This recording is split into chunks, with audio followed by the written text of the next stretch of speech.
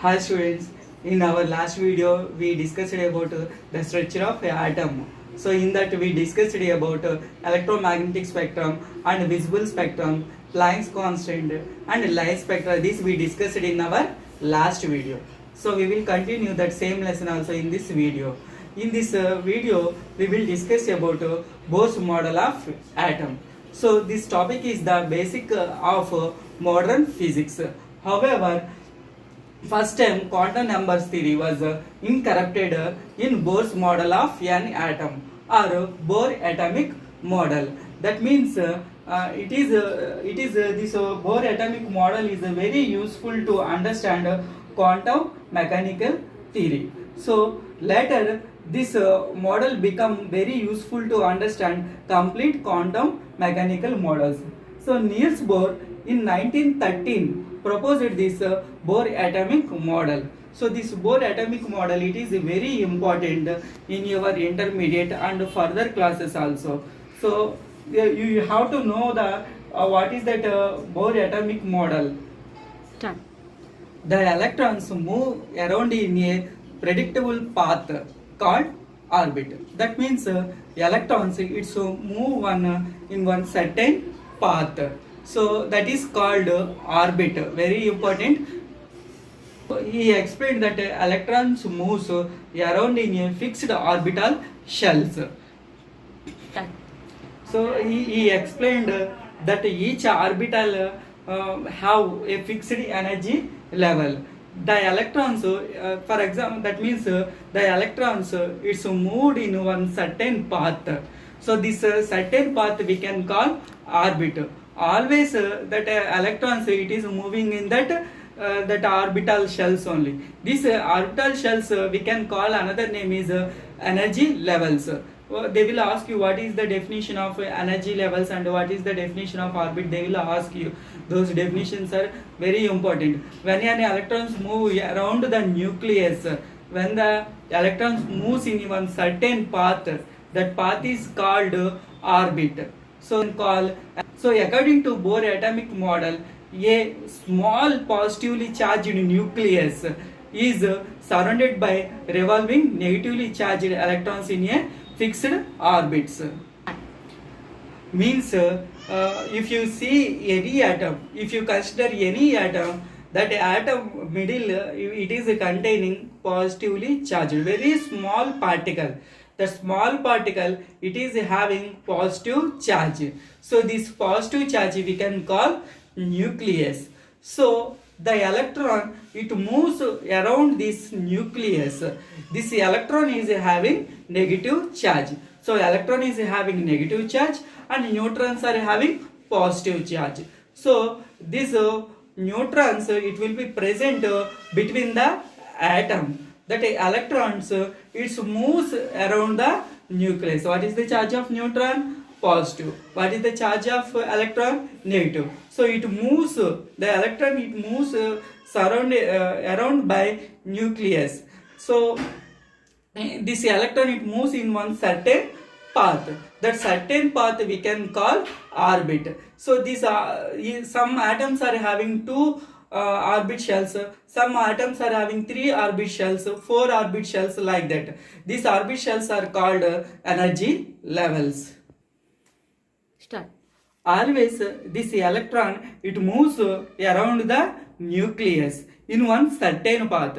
This certain path we can call orbit. These orbits these are having different types. These orbits are located in orbit shells. These orbit shells are called energy levels. So again I am saying neutrons are having positive charge and electrons are having negative charge. These electrons move always around to the nucleus in one certain path. This certain path is called orbit. Now we see the postulates of Bohr model. So these postulates are very important to you. Maximum in the examination times they will ask you what are the postulates of that Bohr atomic model. They will ask you. So you have to read. The first postulate of this Bohr atomic model is electrons revolve around the nucleus in one circular path. In circular path, this circular path is called orbit or energy levels. are shells.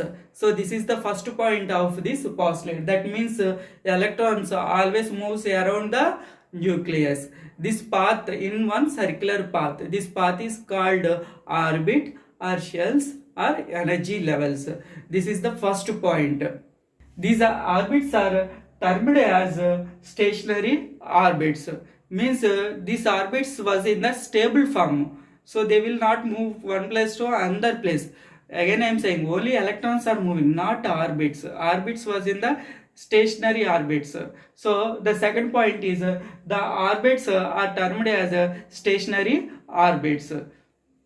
These energy levels, these orbits are these energy levels are represented by n is equal to these energy levels we represented by n. The first, if it is first energy level, so n is equal to 1.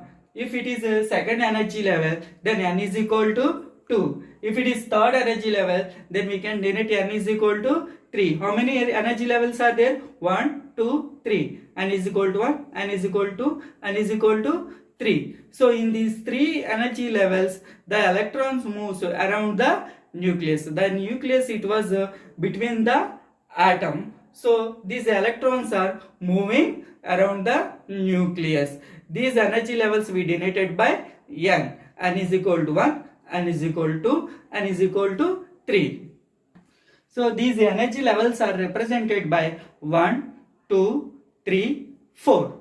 Otherwise we can represent it by K, L, M, N. Like that we can represent by energy levels. This is our fourth point.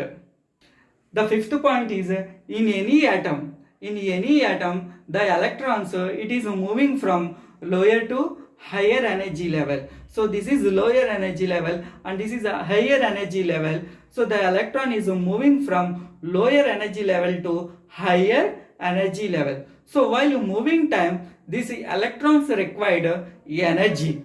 So by taking this energy, those are moving from lower energy level to higher energy level. See, for example, now the students, they knows the answers. For example, if any teacher is asking question, the students, if they know that answer, what they will do? They will get excitement.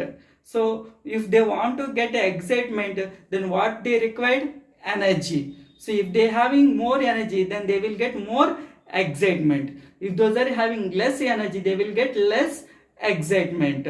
So here the electrons, while moving from lower energy level to higher energy level, they required some energy. So that is what I said, excited. So when it is excited from lower energy level to higher energy level, that is called excited state. That is called excited state.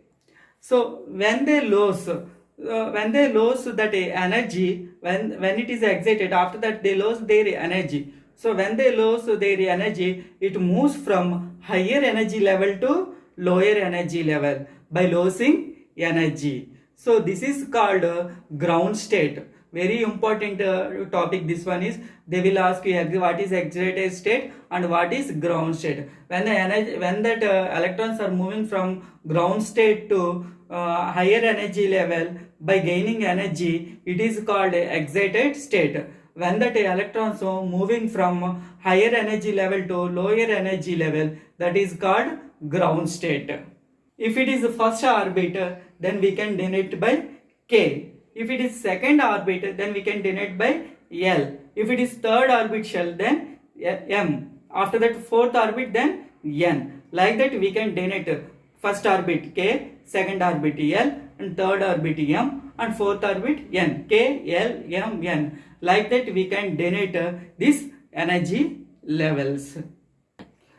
So in this video we discussed about Bohr's model of atom and how he proposed this model of atom and how it was useful to learn quantum mechanical theory, that we discussed. And we discussed about very important thing is that the postulates of Bohr atomic model. This was in our textbook, so please check once your textbook, and thank you. In next video, we will discuss about the limitations of Bohr atomic model. Thank you.